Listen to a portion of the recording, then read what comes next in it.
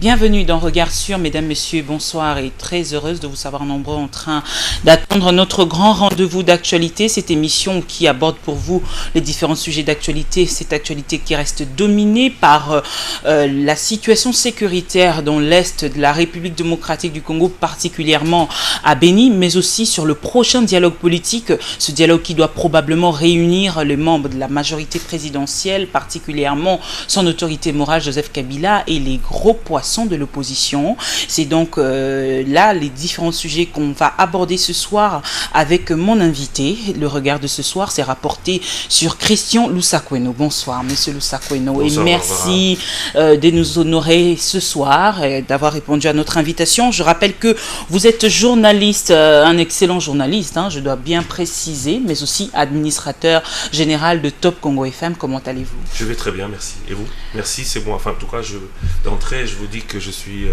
content d'être dans votre studio, honoré aussi, parce que je voudrais vous remercier de m'avoir fait participer à votre regard sur l'actualité.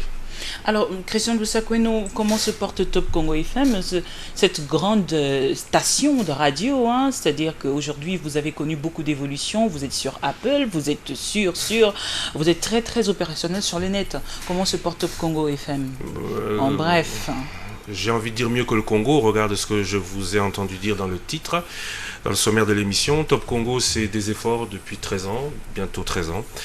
Top Congo, c'est, vous le disiez, sur satellite, avec beaucoup de difficultés, sur Internet, avec beaucoup de difficultés, on attend la fibre optique. C'est une application iOS et Apple. Certains, peut-être, ne savent pas ce que ça veut dire, mais en République démocratique du Congo, comme c'est le cas dans beaucoup de pays, il y a une radio qui a une application qui est très interactive, qui peut, quand l'actualité l'exige, dès que l'actualité tombe, vous envoie dans vos téléphones des dépêches, des articles qui vous permettent en plus de pouvoir l'écouter pour ceux qui voyagent et qui sortent du réseau FM ou du réseau satellitaire. Je pense particulièrement à ceux qui sont en Europe ou aux États-Unis. Avec leur téléphone, écouter Top Congo partout dans le monde. Top Congo le permet et ça marche plus ou moins bien. Top Congo, c'est aussi l'AFM, malheureusement pas aussi étendu qu'on l'aurait voulu, parce que quand on a démarré l'AFM, manque de moyens. Manque de moyens, les publicités le volume publicitaire est déjà très faible. Nous ne sommes que radio. La publicité est plus importante dans les mœurs congolaises, en tout cas, au niveau des télévisions. Au niveau des radios, c'est très faible. On fait avec.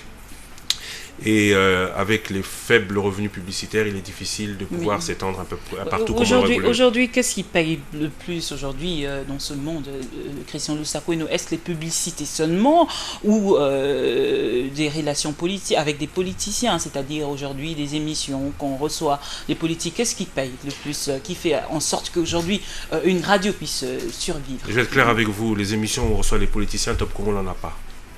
Les politiciens interviennent sur Top Congo via le téléphone, via les interviews qu'on peut réaliser avec eux, non pas dans les émissions. On avait une grande émission, mais justement, cette grande émission, on doit un peu mettre la pause. C'est le Top Press, parce que c'est un Top Press qui de radio est passé à la télé. Et la télévision, Top Congo n'en a pas. Les émissions de Top Press à la télévision nécessitent que Top Congo paye les télévisions sur lesquelles cette émission passe. C'est excessivement cher. Le budget d'une émission... Au regard de vos invités aussi, qui ne sont pas moindres. Non, le regard des invités, on reçoit tout le monde. La règle de cette émission, c'est un majorité, un opposition. Ça, c'est la règle. Sauf si l'actualité l'exige. Récemment, nous avons fait une émission un peu spéciale avec le ministre de l'Industrie, Germain Kambinga, parce qu'il y avait le salon, Congo, le Made in Congo. Non, le salon sur la production au Congo. Les émissions donc politiques ne font pas notre chiffre d'affaires. Elles ne nous permettent que d'étendre l'image de Top Congo au niveau des télévisions. La majeure partie, j'ai pas dit la majeure partie, la totalité des ressources financières de Top Congo, c'est la publicité. Contrairement aujourd'hui au point de vue des avertis qui pensent qu'il y a une main derrière Christian Lusakweno, que vous serrez aujourd'hui financé par Joseph Kabila. Joseph Kabila qui serait votre ami d'ailleurs. D'accord. Je ne suis pas l'ami de Joseph Kabila. Je ne sais pas si avant 2001, certains m'avaient déjà vu avec lui. Maintenant, il faut savoir qu'un chef d'État a sûrement autre chose à faire que de s'acoquiner avec le petit journaliste que je suis. Excusez-moi de le dire comme ça, mais je n'ai pas plus d'importance en tant que journaliste que Barbara Nzimbi. Peut-être. Alors, puisque vous ne voulez pas que je sois modeste, je vais être clair. J'ai créé les émissions de Radio Panique, l'Afrique en un déclic, il y a 22 ans. C'était en 1993. Nous avons eu toute la communauté africaine, je n'ai pas dit congolaise, toute la communauté africaine de Belgique derrière nous, tous les jours à 14h. Au début, j'étais seul, je l'ai fait pendant 3 ans seul. J'ai eu la chance d'avoir un très, très, très bel ami, bon ami, paix à son âme, Maître Kaï pour me seconder. D'autres sont venus après en Lingala, avant et après en Lingala. À ce moment-là, Africa numéro 1, passant de passage à Bruxelles, a dit « Christian Lusakone, vous faites du très bon boulot, nous vous voulons chez nous ». Je ne sais pas si la main de Joseph Kabila était derrière. Je ne sais pas si la main de Joseph Désiré Mobutu Sese Seko était derrière. Ce que je sais, c'est que le maréchal Mobutu, en son temps, avait voulu faire une radio à Bruxelles. Il n'y était pas arrivé. Et j'avais 25 ans à l'époque. Et qu'un jeune de 25 ans, originaire du Zaïre, avait réussi à faire Radio Panique. C'était 20 heures de radio chaque semaine en Belgique. J'étais financé par qui? À 25 ans, qui finance un jeune? Personne. D'Africa numéro 1, avec Africa numéro 1, j'ai fait le tour du monde. Africa numéro 1 et Radio Panique. J'arrive au Congo, j'ai lancé la radio. On peut dire ce qu'on veut, j'ai lancé ma radio. Okay? Une fois la radio lancée, c'était très difficile au début, puisqu'il y en avait certains qui se moquaient de Christian Lusakone, dont la voiture tombait régulièrement en panne d'essence quand il se circulait dans les pas d'essence. Comme les parcours de plusieurs personnes, les débuts. D'accord, mais celui qui est largement financé, ne Donc, connaît bref, pas. vous n'êtes pas financé par Joseph Kabila. Bref, en bref, vous avez dit que les médias, parce que vous avez parlé du financement des médias, le financement des médias se fait par la publicité, se fait par les émissions politiques ou les appuis politiques. Les appuis politiques ou les émissions politiques participent de temps en temps à certains financements. Cela affecte la ligne directrice du traitement de l'information. Nous sommes tout à fait d'accord. Oui. Et je répète, j'ai eu le regret de constater qu'au Congo, la politique finance l'information. Quand je suis arrivé, j'ai eu ce regret de constater. En Afrique, il faudra le dire. J'ai dit au Même Congo, en Europe, pas seulement. Quand je dis la politique, je vais être clair, parce que vous avez voulu amener ce côté financement au côté contenu rédactionnel. Je vais vous dire qu'en Afrique, cela perturbe, parce qu'une rédaction en Europe doit être claire avec la direction financière du média auquel elle appartient. Liberté totale dans le contenu rédactionnel. En Afrique, ce n'est pas encore le cas. J'ai eu le regret de constater en venant au Congo que ça existait. Quand maintenant vous me dites, Monsieur Lusakone, vous êtes proche du président, certains ont dit il voyage toujours avec lui, certains ceci, certains cela. Je vais vous dire ceci de manière claire et définitive. Je sais que ce n'est pas définitif, d'autres viendront après reposer les questions. Bien évidemment. Le journaliste a des règles. Je prends au défi quiconque sur des sujets. Tout ce que nous avons dit est public, tout ce que nous avons dit est publié, tout ce que nous avons dit est enregistré. Monsieur Lusakone, vous avez menti au bénéfice de tel ou tel candidat. Monsieur Lusakone, vous n'avez pas dit telle chose au bénéfice de tel ou tel candidat. À ce moment-là, on reparle. Maintenant, parce qu'on a vu, comme on voit Barbara Nzimbi, éventuellement dans un voyage récemment, ITB Kokolo, vous y êtes allé, financé par Congo Web, oui ou non, je ne pose pas la question. Est-ce que cela a dénaturé la nature, c'est mon émission la ici, vous n'avez même pas le droit je n'ai pas posé de question, je n'ai pas posé de question, j'ai juste énuméré des faits. Est-ce que cela dénature, est-ce que ça a dénaturé les faits de ce bateau qui est arrivé à Kisangani pour la première fois depuis 20 ans? Est-ce que dans votre traitement de l'information, vous avez voulu faire plaisir à celui qui aurait éventuellement financé, je parle au conditionnel, vous maniez très bien le conditionnel, on l'a vu dans vos précédentes émissions, qui aurait éventuellement financé ce voyage? Je n'ai pas dit qu'il a été financé, je suis certain que vous ne l'avez pas fait financer, vous avez fait de très beaux reportages, nous faisons pareil. Merci. Et je vous remercie aussi le dire, parce que c'est bien beau de dire oui, Top Congo, ceci, cela, mais à un moment donné, il faudrait quand même que les gens disent que ces gens-là, quand même, ils font le travail. Peu importe, on va clôturer, on va conclure avec ce sujet Top Congo, peu importe la réponse que vous pouvez donner. Aujourd'hui, vous êtes quand même d'accord avec ceux-là qui suivent aujourd'hui, qui se disent que c'est pas facile d'atteindre les niveaux que vous avez atteints aujourd'hui, sans appui quelconque, sans financement, parce que ce n'est pas facile aujourd'hui. Vous connaissez les conditions du journalisme aujourd'hui, les vies des médias congolais aujourd'hui, la vie des médias congolais. Sur cela, je m'inscris en faux. Comment font tous ces médias d'opposition qui ne sont financés par personne et qui travaillent? Comment font tous ces médias? Ils ne sont pas sur satellite. Ils ne sont pas sur satellite, mais le satellite... Ils ne sont pas sur Apple. Non. Vous ne connaissez pas le coût du Apple. Demandez-moi combien ça coûte. Je vous dis combien ça coûte et on en reparle. Et le coût de CanalSat? C'est gratuit. C'est CanalSat qui est venu nous chercher. Ça, vous ne le saviez pas. Je vous le dis. Donc, toutes ces rumeurs, toutes ces personnes qui affirment que Top Congo aurait pu, qui posent la question. Il y a eu l'agence Sofres qui est venue faire un sondage à Kinshasa avant que Canal Satellite décide de choisir 2 médias. Sur les médias, une radio, une télé. Ils voulaient 2 télés, une radio. 2 télés, une radio qu'ils pourraient mettre sur le satellite pour que les chaînes privées arrivent enfin sur Canal Sat. Ils l'ont fait partout en Afrique.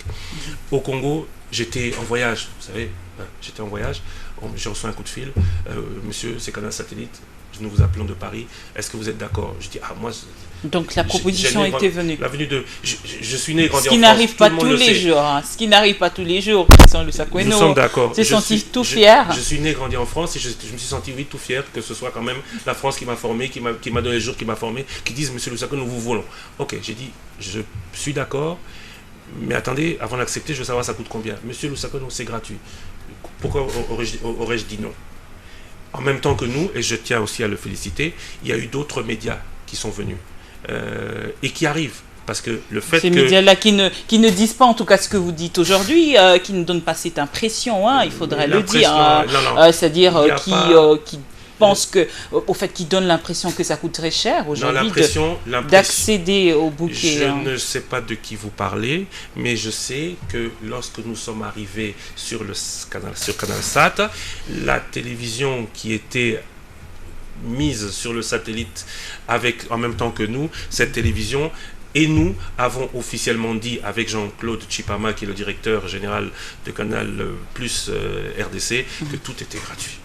Christian Lusaka, vous étiez au courant de l'annonce du gouvernement par rapport à la TNT, cette annonce qui a troublé plusieurs personnes. Aujourd'hui, plusieurs présidents, directeurs généraux des différentes chaînes de télévision sont devenus agités suite à cette décision gouvernementale. Votre point de vue là-dessus? Je suis surpris qu'il soit surpris. Je ne veux pas entrer dans une polémique, est-ce que le gouvernement a bien fait ou pas, mais je dois rappeler que déjà en 2010, on installait les premiers émetteurs TNT sur la tour à Pigeon, là où Top Congo est, sur la tour de la RTNC, là où il y a les antennes. La TNT, je pense, je ne veux pas me tromper, l'IUT, l'organisme international de régulation des télécommunications, celle qui permet d'ailleurs de faire la régulation des fréquences FM et télévision entre Brazzaville et Kinshasa. Depuis 2013 ou depuis 2014, on savait que les fréquences analogiques, l'émission sur des fréquences analogiques allait s'arrêter. Il y a des pays à côté de nous, le Rwanda. Il y a eu des réunions dans ce sens-là, des réunions de sensibilisation ou d'avertissement des patrons de chaînes de télévision, parce qu'aujourd'hui, en tout cas, leurs réactions ne correspondent pas à ce que vous dites. Le jour où on dira que les radios devront passer sur le numérique, je me préparerai pour que Top Congo soit prêt à ce passage. Est-il que on a peut-être dit, on n'a peut-être pas mobilisé, je ne veux pas critiquer les uns et les autres, mais tout le monde le savait. Tout le monde le savait. Le Rwanda l'a fait en grande pompe l'année dernière. On va critiquer les Rwandais toute notre vie. C'est vrai qu'il y en a, je ne suis pas du Rwanda. L'Afrique du Sud, la Côte d'Ivoire. Tous les pays sont passés là. D'autres différents pays ont demandé à ce qu'il puisse y avoir élargissement, qu'on puisse leur donner un peu de temps justement pour essayer d'intégrer. Mais tous les pays passent. Au moment où de moins en moins on consulte les médias, on regarde la télévision en clair. Au moment où Internet prend une place de plus en plus importante. Au moment où on se rend compte de l'étroitesse des fréquences. Parce qu'en analogique, on ne peut pas avoir plus de 50 fréquences distribuées.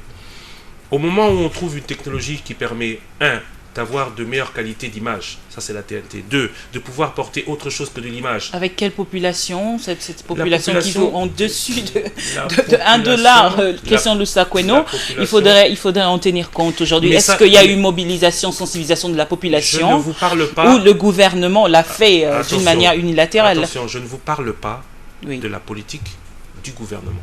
Je ne suis pas ici en train de défendre. Mais ça va le de gouvernement. pair, ça va de pair. Vous êtes dans l'obligation. Je crois que vous n'êtes pas. Je crois que vous comprenez pas mon propos. Allez-y. Mon propos, il n'est pas congolais. Mon propos, il est international. Le jour où l'international voudra prendre des images du Congo, aujourd'hui, vous ne pouvez plus sur la place, sur le marché mondial, trouver des caméras analogiques. Ça n'existe plus. Vous ne pouvez plus. Cela a progressé. Maintenant, on peut se plaindre que la télévision en noir et blanc est disparue. On peut se plaindre que le GSM soit passé au 3G, qu'on passe au 4G. On peut s'en plaindre. On peut se plaindre de l'évolution technique.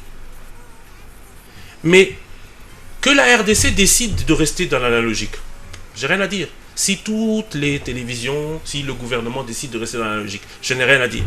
Mais maintenant, on doit savoir. Top Congo a son application, vous l'avez dit tout à l'heure. Ça, on n'est plus dans la logique, c'est fini, c'est passé de mode. On peut avoir l'ordinateur d'il y a 20 ans. Mais qu'est-ce qu'on en fait aujourd'hui? On peut rester à l'analogique. Je ne veux même pas discuter de ça. Mais je ne me mets pas, je ne défends pas le gouvernement. Je sais qu'il n'a pas fait ce qu'il fallait pour maintenir en éveil. Parce que c'est ça le problème aujourd'hui. On se plaint de quoi? Que le gouvernement n'est pas maintenu en éveil les uns les autres, et qu'aujourd'hui tout le monde est surpris qu'ils veulent passer à la phase application. Mais cette phase application, elle est indéniable. Vous savez qu'on passe à la 4G? Indéniable, oui. L'évolution technologique, oui. Mais la population, qu'est-ce qu'elle devient? Christian Lussakweno, doit-elle aller acheter un décodeur? Il faudrait justement procéder à une campagne de compréhension pour permettre à ce que, oui. Nous sommes d'accord, mais dans 5 ans, les télévisions analogiques, on ne les fera plus. Elles ne seront plus produites. Est-ce qu'on produit des télévisions analogiques au Congo?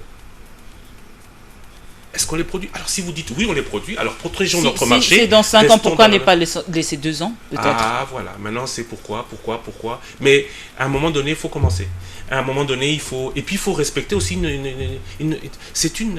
on va évoluer, donc ça n'a rien à voir avec la décision politique, comme l'évoquent certains. Mais le problème, c'est une décision politique.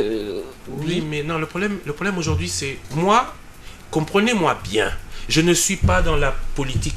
Je suis dans la technologie. La technologie dit aujourd'hui que arrêtons de rêver. Si on reste dans l'analogique, bientôt on ne sera plus regardé par personne. Si la RTNC, si Digital, si Congo Web, on sera au moins regardé par la population quinoise. Qui ne pourra plus acheter de télévision parce qu'on ne les produira plus. Alors maintenant on fait quoi? Aujourd'hui, on demande à ceux qui n'ont pas de moyens, c'est vrai, c'est un gros effort, d'aller trouver la petite boîte là, qui permet de transformer leur télévision analogique en télévision TNT. C'est ce qu'on demande. Numérique. Non? Ça coûte beaucoup d'argent. Mais demain, les mêmes populations vont venir dire « Ah, mais on n'a plus de télévision parce que les télévisions ne pourront plus s'alimenter en émetteur analogique. On ne peut plus capter le signal ou on ne peut plus capter votre signal parce qu'on n'arrive plus à trouver des télévisions analogiques. » Je vous repose cette même question. Quand j'ai commencé la radio, moi, on travaillait avec de l'Umatic. On avait nos gros nagras. Aujourd'hui, je ne sais plus avoir le matériel. J'arrête la radio. J'arrête ou je fais quoi? Mais on va conclure, Christian Lusakwena, avec ce dossier. Finalement, on comprend qu'il y a un problème de communication. Le gouvernement communique mal aujourd'hui parce qu'il n'explique pas bien peut-être que peut-être la population aujourd'hui qui s'agite, qui ne comprend pas ce que vous venez de soulever tout à l'heure. Je ne suis pas là pour communiquer pour les uns et les autres. Je dis non, vous êtes en train d'expliciter pour le bien de ceux-là qui ne comprennent pas. Oui, mais c'est ça, c'est ce que je suis en train de dire. Mais il eût été aussi plus simple pour peut-être ce gouvernement qui n'a pas fait son travail, pour ces médias qui ne se sont pas mis en règle ou qui n'ont pas évolué technologiquement. Il eût été plus simple plutôt que de commencer une polémique inutile, puisque apparemment nous sommes dans la polémique. C'est vous qui me le dites, parce que sincèrement je ne suis pas. Polémique inutile, c'est ce que vous considérez. C'est une polémique inutile. Quand vous respectez ceux-là qui pleurent dans la cité, vous ne pouvez pas considérer ça comme une politique, une polémique inutile. Non, entendons-nous bien. Je ne parle pas de ceux qui sont dans la cité. Pourquoi? Pas parce que je les ignore, non. Mais parce que je sais que celui qui est dans la cité, comme moi, on aura besoin. Ne sait. Non, parce que je sais que celui qui est dans la cité, le jour où on a dit, on changeait, tout le monde avait un 3310 avant, le Nokia, le petit Nokia. Mais tout le monde a évolué. Tout le monde est passé au smartphone. Non, c'est pas tout le monde. Ah, mais pas tout le monde. Tous ceux qui ont pu, et vous avez été surpris. Il y en a certains qui n'ont jamais eu des téléphones. Oui, d'accord, mais il y en a qui pourraient avoir le smartphone, se munissent. On sait comment les familles congolaises vivent aujourd'hui. Mais nous sommes d'accord. Mais ça, ce n'est pas on ne peut pas parler d'évolution technologique et vouloir suivre les autres en même temps que l'on va parler d'évolution économique où le Congo est à la traîne. Parlons de l'évolution économique, un autre sujet, Christian Lusakwena. Aujourd'hui, avec ces différentes décisions, l'opportunité, aujourd'hui, les avancées économiques soulevées par le gouvernement, félicitations de FMI, etc. Jusque-là, un décalage énorme avec la réalité sur le terrain, la vie de la population. Aujourd'hui, Christian Lusakwena. C'est triste. C'est vrai que ça rappelle un peu les communiqués d'il y a 30 ans.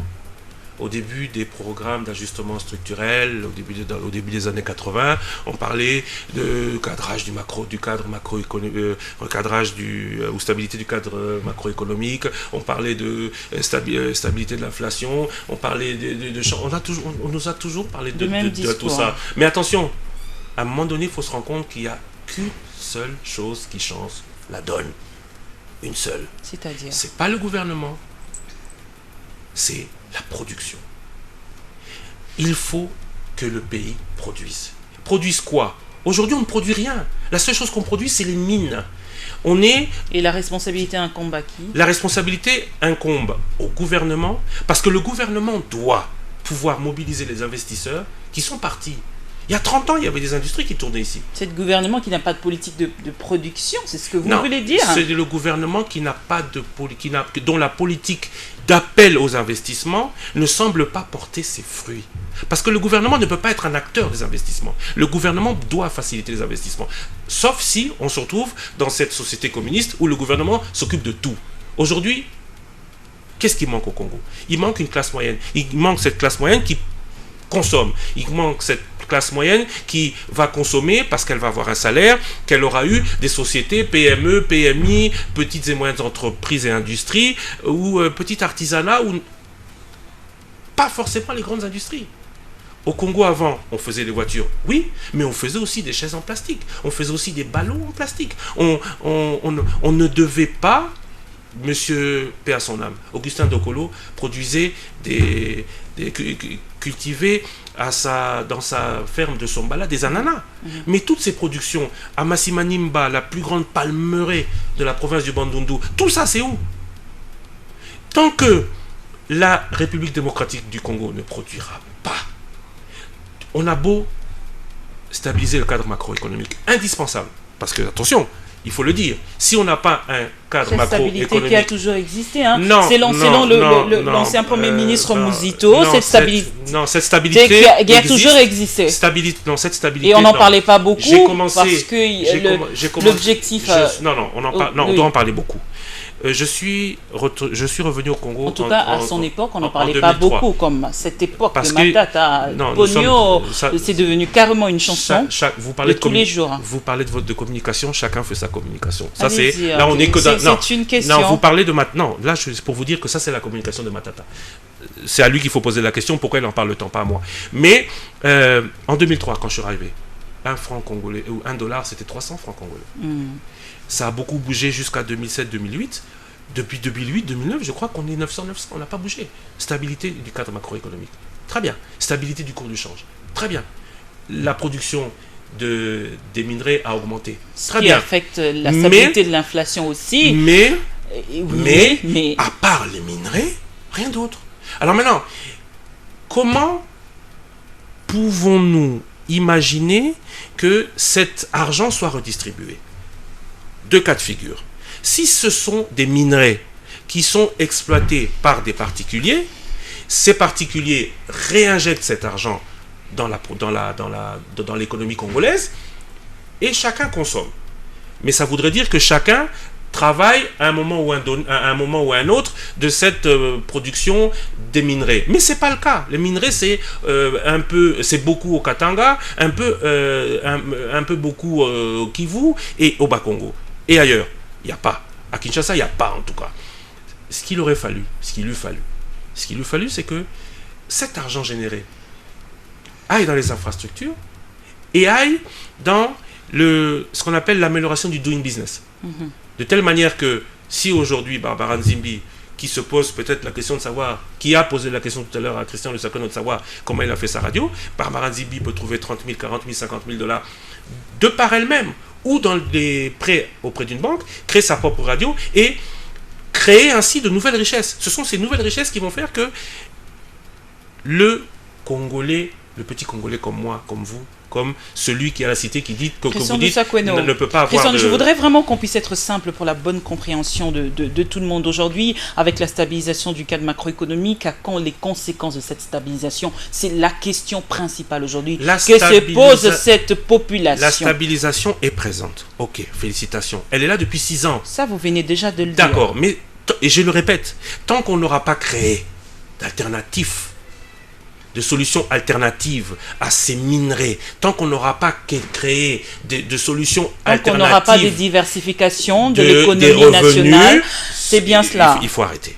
Il faut arrêter même de penser que c'est possible. Je vois que le gouvernement a fait Bukanga Lonzo. J'ai posé la question à Germain Kambing, est-ce que c'est le rôle du gouvernement d'investir dans des projets? Est-ce qu'une fois que le gouvernement, qui doit être le régulateur, va se retrouver en face d'autres investisseurs sur le même projet, ils ne vont pas rentrer en concurrence, il ne va pas y avoir à ce moment-là problème avec de potentiels investisseurs? Il semble m'avoir dit que non. Bukanga Lonzo est un exemple. J'aurais particulièrement apprécié que ce soit un exemple venant du secteur privé. Mais il faut beaucoup d'exemples comme ça dans le secteur privé. Et il faut relancer toute cette machine qui faisait qu'à l'époque, on pouvait payer les professeurs, on pouvait payer les hôpitaux, on pouvait tout payer. Aujourd'hui, vous êtes d'accord avec ceux-là qui pensent que ça ne va pas finalement? Non, de conclusion, ça ne va pas. Vous voulez que je dise quoi? Il y a un peu d'argent, mais cet argent tourne... au niveau institutionnel. Non, on ne va pas aller dans les accusations. On n'accuse personne, on ne parle pas d'individus. Au niveau institutionnel. Moi, je préfère dire au niveau institutionnel, ça couvre tout. Les institutions disent on investit dans la rénovation des infrastructures, on investit dans ça. C'est eux qui le font. Mais, résultat des courses. Aujourd'hui, on a de belles routes, oui. Félicitations à ceux qui les ont construites. Mais on va au Bandundu. On pensait que ça allait pouvoir permettre que le grenier agricole de la RDC puisse écouler sa marchandise sur Kinshasa, mais on s'est bien rendu compte que sur place là-bas, en plus des routes, j'aurais préféré qu'on parle du train entre Matadi et Kinshasa, qui n'existe pas. Ça, on aurait dû le réhabiliter.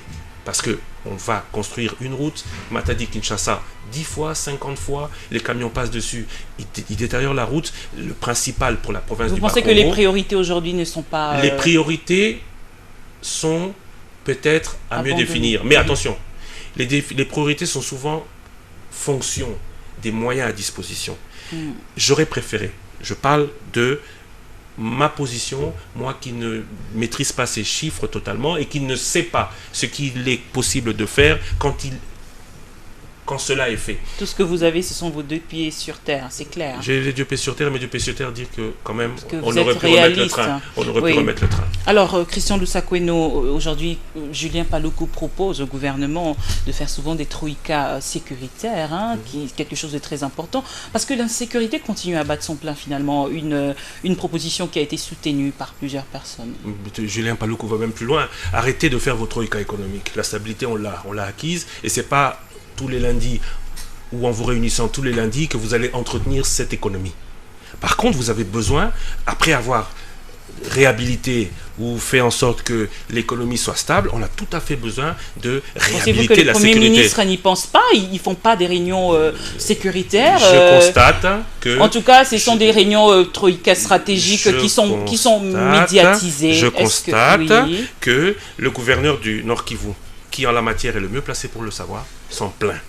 Conclusion, je me rattache à ce que le gouverneur dit et je me retourne vers le Premier ministre en lui disant: à quand vos réunions, à quand vous concentrerez-vous plus sur ce problème sécuritaire? 33 morts récemment, 34, alors on est à 34 en une semaine. Ça fait beaucoup, non? Ça fait un peu beaucoup. Pourquoi? Si j'avais entendu ça d'une population qui se plaint, ok? La population se plaint, ça va pas. Si j'avais entendu ça d'une population, j'aurais pu dire, bon, ils sont pas au fait. Mais quand c'est le gouverneur du Nord Kivu qui le dit, papa, ça devient flagrant. Ça devient compliqué. Penchez-vous dessus.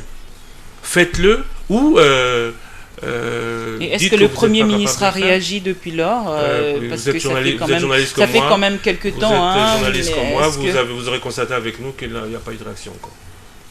Il n'y a pas eu de réaction encore et aujourd'hui on parle déjà du départ de Matata Ponyo, probablement, c'est-à-dire... Non, s'il vous plaît, je suis en train de poser ma question, je n'ai pas encore fini, donc le dialogue politique, c'est-à-dire l'UNC serait partant, mais aussi l'UDPS pour la primature. Aujourd'hui, pensez-vous que Matata Ponyo risque finalement de partir? Le Premier ministre est élu par le président de la République, par le président de la République, au sein du groupe qui est identifié comme majoritaire à l'Assemblée. Vous êtes en train de les résolutions politiques vont au-delà de ce que vous... de me poser la question. De cette pratique-là. Vous êtes en train de me poser la question si l'UDPS va passer dans la majorité, puisque, comme vous le dites, il semblerait que l'UDPS... On a même cité Félix Tshisekedi. Voilà, c'est ça votre question. Exactement. Je ne sais pas. Allez poser la question au président, je ne sais pas. Et aujourd'hui, à quoi sert justement ce gouvernement de cohésion nationale qui n'a pas pu justement procéder à la consolidation de la cohésion nationale? Et aujourd'hui aussi, on est à la recherche de cette même cohésion nationale pour se mettre d'accord finalement. Joseph Kabila l'a précisé à Kingakati, il faudrait vraiment qu'il y ait la paix. Moi, j'ai envie de dire que cette cohésion nationale n'était pas retrouvée. C'est peut-être pas dans la formation de nouveau gouvernement qu'on va l'avoir. La cohésion nationale, ce sera le jour où Barbara Nzimbi et Christian Lussakweno ne se prendront plus la tête sur des sujets de base comme ce que nous sommes en train de faire maintenant. La cohésion nationale, ce sera le jour où tous les Congolais, où il n'y a aucun Congolais au Congo, à l'extérieur, ne sera là à critiquer celui qui dirige ou à envier celui qui dirige parce que l'accession à la fonction politique est la meilleure accession, et le meilleur moyen d'accéder à la richesse dans ce pays. La cohésion nationale, ce sera le jour où les gens de Béni ne se plaindront pas et le gouverneur du Nord Kivu ne demandera pas au Premier ministre de se pencher sur le secteur sécuritaire. C'est ça la cohésion nationale. La cohésion nationale, c'est le moment où chacun a l'impression de participer à quelque chose ou de profiter de quelque chose. Ça, c'est la cohésion nationale. Maintenant, si vous me dites que participer, toute la classe politique va à la cohésion nationale, c'est ça la cohésion nationale. Si vous me dites que la cohésion nationale, c'est toute la classe politique on finance les partis politiques ailleurs dans le monde, par un système de financement des partis politiques, être financé, peut-être, mais ce sera toujours contre eux. Vous savez, il y a 1000 personnes. 1000, ils sont 1000. Quand vous comptez présidence de la République, Assemblée nationale, Sénat, gouvernement et autres institutions, il y a maximum 1000 personnes. 1000 personnes. On ne veut même pas faire les élections locales, apparemment. Parce que les élections locales auraient pu permettre à la base qu'il y en ait un peu plus qui participent. Locales, urbaines, municipales. Il y a que 1000 personnes aujourd'hui. De l'autorité de l'État. La consolidation et la cohésion nationale est là. À mon avis, on va aller d'arrangement en arrangement. Bon, il faut que le président, quand même, je ne veux quand même pas dire que le président Christian Lusakwen aujourd'hui les avertit, c'est pour cette question, au regard de la publication du calendrier électoral global, aujourd'hui la nécessité de ce dialogue, est-ce qu'il est important aujourd'hui? Vous êtes journaliste comme moi. Est-ce que vous pensez, au regard de ce que vous voyez au quotidien, qu'il y a un seul parti politique qui était prêt pour déposer toutes ces listes au 5 mai? Parce que c'était le 5 mai. Le PPRD vient, nous sommes vendredi 20h30. Le PPRD vient de terminer son congrès. Ils vont à partir de là envoyer à l'intérieur du pays leurs délégués pour inscrire les uns et les autres pour les différents scrutins. Même le PPRD n'était pas prêt. Vous savez me citer un parti politique qui est prêt? Les partis politiques ne sont pas prêts pour les élections provinciales, pour les élections locales, les élections urbaines, tout le monde demandait un calendrier global. Paradoxalement, plusieurs partis politiques aujourd'hui réclamaient ce calendrier, finalement. Ils ne sont pas prêts. Donc, le dialogue, c'est peut-être pas la solution. Il n'y a aucun de nous qui est prêt. Aucun de nous. Êtes-vous pour les glissements ou pas? On voudrait être clair. Moi, je suis pour la stabilité des institutions. Maintenant, vous appelez ça comme vous voulez. Stabilité des institutions, le respect de la Constitution. Respect de la Constitution, oui. Mais la Constitution dit quoi? Attention à ce que vous dites. La Constitution dit que Kabila, son mandat finit en 2016. Elle dit aussi autre chose. Elle dit aussi que le président élu prend le relais du président sortant. C'est la même Constitution. Maintenant, vous avez voulu me faire dire ça. Je n'ai pas dit que j'étais pour le glissement. Je n'ai pas dit que je suis pour tel ou tel cas de figure. Mais à un moment donné, il faut que les politiques arrêtent. Les communicants, c'est nous, non? Les communicants, c'est nous. Et à un moment donné, il faut qu'on arrête. Et puis, il faut que les gens arrêtent de dire « Ouais, je veux ça, ça, ça, ça, ça, ça », alors que même, ils ne sont pas prêts pour la base. Tout ça sert à quoi? Tout ça sert à quoi? Tout ça sert à monter les uns contre les autres. Être politique, c'est pas ça. Être politique, ce n'est pas ça. Si j'avais eu 10, 20, 50, à part le PPRD, qui avait déposé les listes, alors que tout le monde voulait le calendrier global, j'allais dire « Ah oui, ok, vous voyez, vraiment, hein. » Mais tout le monde, personne n'est prêt. Le président du Sénat sera élu en mars 2016. Qu'est-ce que sera en mars 2016 le président Joseph Kabila? Il sera toujours président de la République. Il ne peut pas être président du Sénat et président de la République. Donc, ceux qui disent qu'il va se faire élire là, pour là, s'il vous plaît. Là, c'est selon le calendrier électoral, n'est-ce pas? Oui, selon le calendrier électoral. Mais vous croyez qu'est-ce qui prouve que les sénatoriales auront lieu après la avec le rattrapage des arriérés électoraux, que ces dates seront respectées? Monsieur Lusakwen. Mais qu'est-ce qui vous fait dire, si vous dites que les dates ne seront pas respectées, que la présidentielle... L'hypothèse que je viens d'évoquer, c'est une hypothèse exclue. C'est même pas logique. Parce que le sénatorial aura lieu bien 1 an avant les présidentielles. C'est pas logique. C'est tout. Les sénateurs seront connus en janvier ou février 2016, le président en décembre. Donc le président actuel ne peut pas vouloir se faire élire président du Sénat alors qu'il est encore président de la République. Alors, Christian Lusakwen, finalement, aujourd'hui, vous avez publié, moi j'ai vu ça personnellement sur Top Congo FM, je reviens sur l'appel d'Obama à Kabila. Finalement, lorsqu'ils ont... Non, en tout cas, j'ai vu ça, c'était une exclusivité de Top Congo sur Facebook. Sur Facebook, en tout cas, j'ai vu ça. Alors... plusieurs pays africains sont concernés justement pour les élections, 2015, 2016, etc. Aujourd'hui, finalement, pourquoi seulement appeler ici pour rappeler la nécessité de la tenue des élections, au respect du délai constitutionnel? Christian Lusakwen, votre point de vue là-dessus, est-ce que vous le considérez comme aussi un acharnement? Je crois que nous devons aller leur poser la question. Mais je rappelle qu'il y a des pays qui sont de grandes démocraties, qui, pour eux, ce principe de succession politique par des élections est installé depuis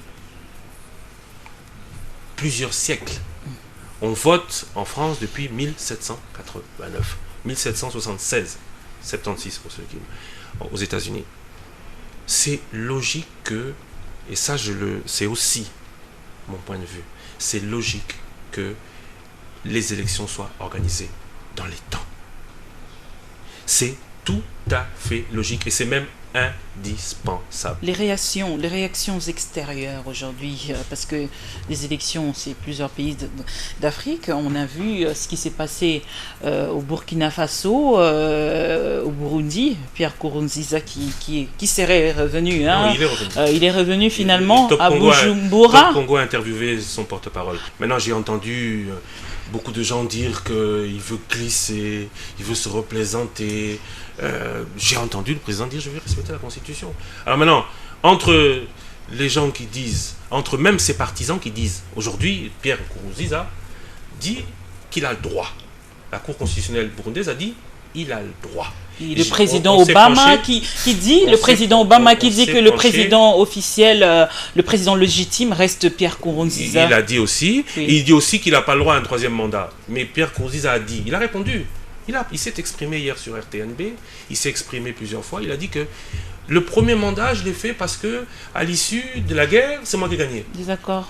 C'est moi qui ai gagné. Bon, les accords disent pas plus de 2 mandats, mais c'est 2 mandats électifs ou pas? Si c'est 2 mandats électifs, je n'entre pas dans la polémique, la Cour constitutionnelle a dit, ce n'est pas de mandat collectif, donc il a le droit. Je constate. Vous restez journaliste, vous ne voulez même pas analyser, vous êtes bloqué là, vous êtes coincé. Je ne suis pas bloqué. Essayez d'être souple. Je vais être souple avec vous. Oui. Top Congo, on en parlait tout à l'heure. J'ai toujours dit à tous les journalistes ceci. Les gars, moi, j'ai pas de directive à vous donner. La seule chose que je vous demande, c'est de savoir toujours, en tout temps, tout lieu, toutes circonstances, pouvoir démontrer ce que vous avez dit. C'est ce que je suis encore en train de faire maintenant. Maintenant, si vous voulez qu'on parle de mes états d'âme, invitez-moi à notre émission. Mais mes états d'âme n'ont rien à faire en public. Non, ça n'a rien à voir avec les états d'âme. Votre analyse, on a juste besoin de votre analyse. Vos états d'âme, vous devez garder ça chez vous à la maison, monsieur Loussa. Les analyses, je vous les donne, vous dites que je ne me mouille pas. Je vous ai donné mon analyse. Mon analyse, c'est que la violation des constitutions par les chefs d'État, pas avant 80 ou pas avant 90, mais depuis 90, ne marche plus. Leur a toujours été fatale. Robert Gueye, vous connaissez? Le général Robert Gueye, souvenez-vous, en Côte d'Ivoire. Je ne veux pas citer cet exemple pour dire que ça va arriver à tout le monde. Je constate. Mais avec un dialogue politique, il pourrait y avoir le dialogue politique, c'est-à-dire le dialogue politique, se mettre d'accord autour d'une table avec ces si le gros dialogue poissons. Politique, oui. C'est pour que chacun puisse prendre compte que le politique a une responsabilité, qu'il y a en Afrique une force qui est en train de monter et qui va avaler tout le monde. La jeunesse qui n'est pas formée, qui croit n'importe quoi, parce qu'elle n'est pas formée, qui a une force et une violence que personne ne pourra arrêter. Si ce dialogue politique c'est pour dire arrêtons de dire tout et n'importe quoi, disons ce qui doit être dit, faisons ce qui doit être dit. Première chose, les gens arrêteront de diriger n'importe comment, puisqu'ils auront peur de la sanction. 2, tout ce que vous appelez... Cette sanction qui ne reste pas africaine, hein, c'est-à-dire il y a eu toujours une main blanche, c'est-à-dire la main de la communauté internationale qui a toujours été derrière pour stimuler cette population, se soulever, africaine. Et la conclusion, c'est le chaos. La sanction doit venir africaine. En Afrique, la culture du soulèvement populaire n'est pas... En Afrique, j'ai pour grande inspiration les pays anglophones. Il y a un pays comme le Ghana, les pays d'Afrique de l'Ouest, le Sénégal. Là-bas, la transition pose pas de problème. Alors, la toute dernière question, on a débordé, Christian Loussa-Koueno, aujourd'hui, on parle dialogue aujourd'hui. Est-ce que les journalistes ne sont pas concernés finalement? Ça serait une violation de la déontologie aujourd'hui que les journalistes viennent donner aussi leur point de vue. Sur le dialogue? Oui. Que le journaliste soit appelé en tant qu'intervenant pour parler de son secteur au dialogue? Pas seulement de son secteur, c'est-à-dire dire son point de vue au dialogue? faire des propositions peut-être. En tant que membre de la société civile doit participer à ce dialogue. Très bien, merci. Pourquoi pas. Merci d'avoir répondu à notre invitation. Monsieur Lusakweno, je rappelle que vous êtes journaliste, je l'ai dit tout à l'heure, un très excellent journaliste, mais aussi administrateur général de Top Congo FM, cette radio par excellence. À vous également un grand merci. Mesdames, messieurs, de nous avoir suivis. Vous allez suivre cette émission en rediffusion demain à partir de 10h juste, mais aussi sur www.dossierDafrique.com, sur la page Facebook Barbara Nzimbi officielle. Et puis moi je vais vous retrouver vendredi prochain, ça sera avec le même plaisir. Peut-être que vous allez aussi suivre ça sur Top Congo FM. À très bientôt, bonsoir.